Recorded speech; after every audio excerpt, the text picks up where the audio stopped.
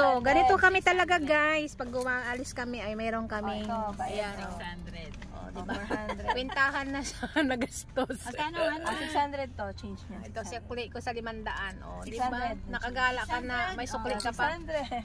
Okay na? Salamat sa salamat sa treat oh. Na-treat niya yung Krispy Kreme oh, di ba? Salamat. Saan ka nakapunta? 400. May yung 500 mo may barya. Tapos nasa express. Napunta kami ng Santa Rosa. O di ba ang dami namin kinain 400 lang? Oo nga, nag-Krispy Kreme kami, mag-ano pa kami na words. Anong pangalan no? Cecilia na 'yon? Ano 'yan? Cecilia's Buko Pie na worth 600 pesos. O saan ka pa? May gas pa 'yan. Gas. Yung may-ari na sasakyan. Siya pa nag-driver, siya pang nag-gas. O saan kayo makakita ng ganyan?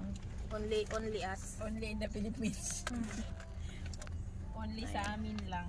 O diba? Pares kaming wallet. Paano makapag-relax lang tayo ng ano? Hoy, Wala kayo sa amin. Pares kaming wallet. Sana. Ay, wow. Teka lang, kala nila taga. Wait lang. Ano to? Nakita na nakita. Palabasan na to ng pera sa wallet. Meron din kami. Akala nyo. Ay, wow. Okay lang yan. Okay lang yan sa inyo na yan. Sa amin may pera eh. Mag-birthday